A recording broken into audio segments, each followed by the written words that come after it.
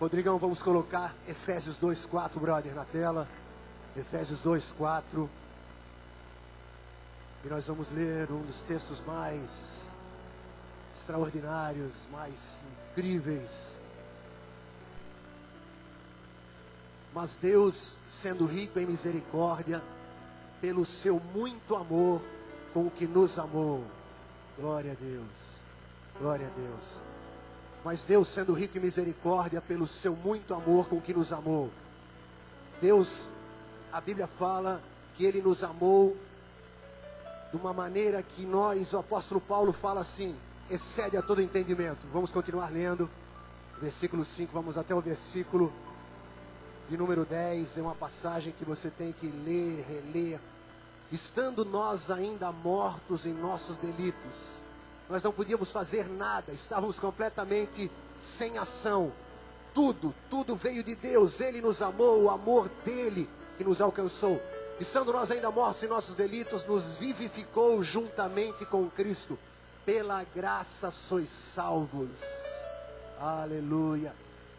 E nos ressuscitou juntamente com Ele e nos fez sentar nas regiões celestes em Cristo Jesus.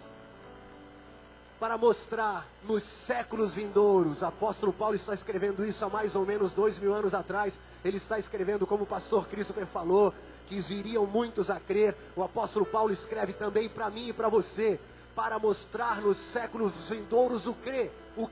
A suprema riqueza da sua graça, pela sua bondade para conosco em Cristo Jesus. Amém?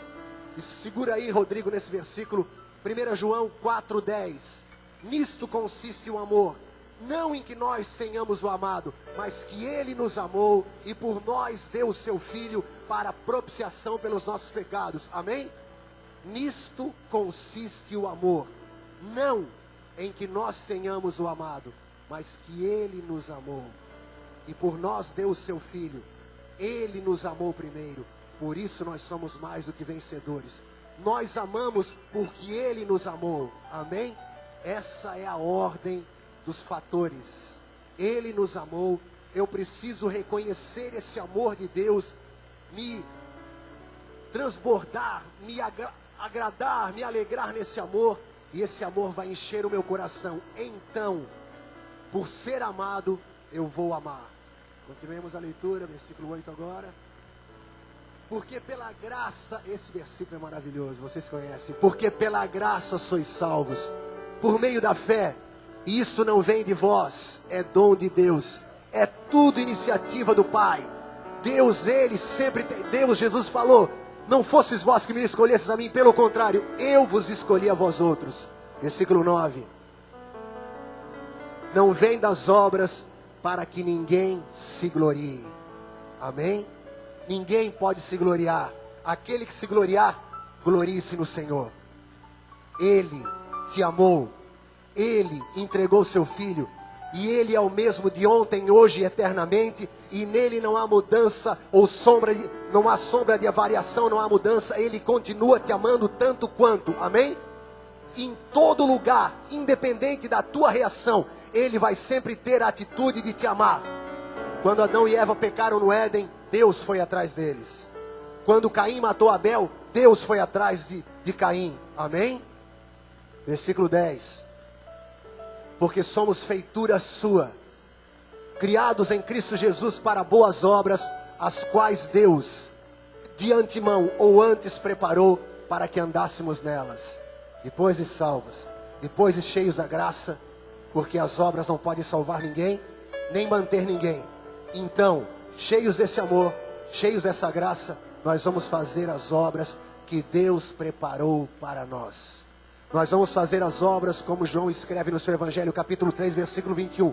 As suas obras foram feitas porque foram manifestas em Deus. Vamos encerrar a leitura no versículo 11.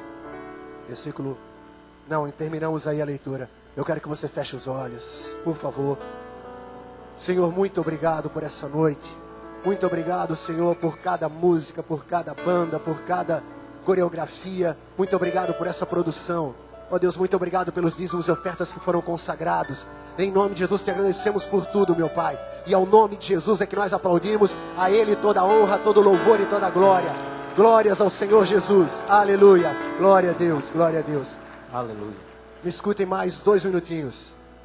Pela graça sois salvos, mediante a fé. Isto não vem de vós, é dom de Deus, não de obras para que ninguém se glorie.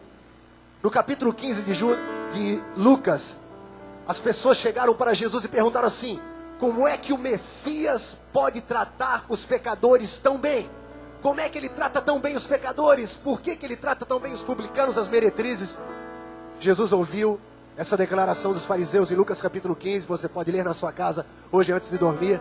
E então ele conta 3 parábolas. A parábola da ovelha perdida, aquele homem que tinha 100 ovelhas, uma se perde, ele deixa as 99 no aprisco e vai buscar a ovelha perdida, e quando acha, coloca ela no ombro, volta, chama os seus vizinhos, companheiros e faz uma grande festa por aquela ovelha que foi achada.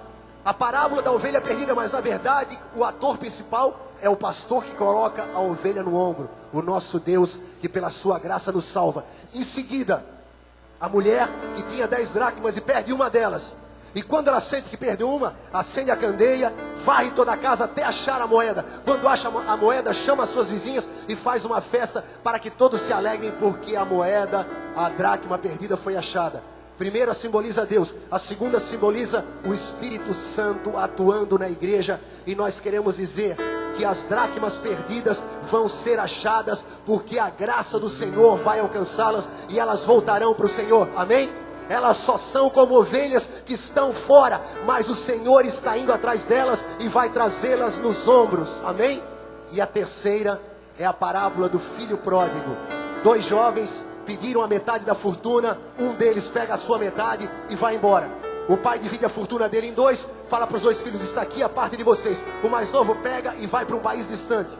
Lá ele gasta tudo de uma maneira dissoluta, gasta com o pecado, gasta com meretrizes, gasta com as coisas mais vis e banais.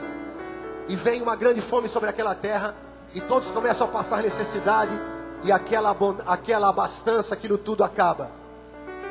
Ele manda o seu currículo para várias pessoas, e somente uma pessoa atende o currículo dele, um criador de porcos, que aceita que ele trabalhe, mas só tinha uma coisa: ele não podia comer a comida dos porcos. Ele aceita o trabalho, não tinha mais trabalho na cidade, ele vai lá e começa a tratar de porcos. E ele era monitorado, ele não podia comer as comidas dos porcos. E ele, olhando para aquilo, para aquela situação, ele lembra que na casa do pai dele, o menor dos trabalhadores tinha pão em abundância. Então ele pega e ensaia voltar para casa. Ele fala: eu vou voltar para casa, mas eu tenho que ter um discurso preparado. Então eu creio que ele pega um papiro, senta depois do trabalho e começa a escrever um discurso. Amigos a gente tem muito, mas pais são... Não. Pai é pai. Pior ainda, o pai é o melhor amigo, o pai é legal. Não, peraí. Pai, pequei diante do céu e diante de ti. Já não sou digno de ser chamado teu filho. Trata-me como um dos teus trabalhadores. Tá bom. Dobra, coloca no bolso. De repente, com a rescisão, ele compra um jumentinho e vai em direção à casa do pai. A Bíblia fala que ele estava ainda longe. O pai o viu. E a Bíblia fala que o pai corre até ele. Meu irmão, naquele lugar, um homem correr era totalmente fora do padrão. Jesus está falando isso e tinha uma multidão de pessoas ouvindo a ele. Pessoas que sabiam que um homem de idade, um senhor, naquela região não corre.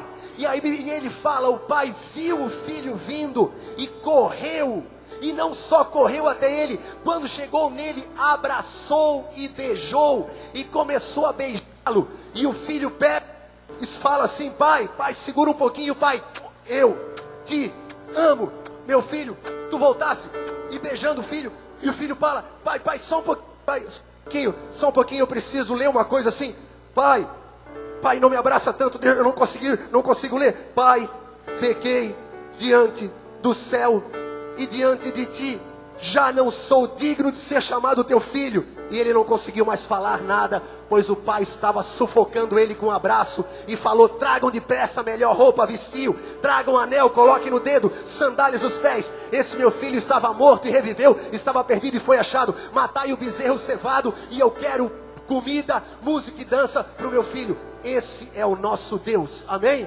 Esse é o nosso Deus, essa é a graça maravilhosa que tem contaminado de uma maneira maravilhosa, tem contagiado a nossa vida, a graça de Jesus, amém? O apóstolo Paulo no capítulo 20 de Atos, ele fala assim, ó: eu vim pregando o evangelho da graça de Deus, eu vim pregando esse evangelho do reino. Jesus falou que o evangelho do reino é o evangelho da graça. Ele falou: eu vim anunciando o evangelho do reino de Deus, e o reino de Deus é a graça de Deus, o Espírito de Deus é o Espírito da graça. A graça e a verdade vieram por meio de Jesus Cristo.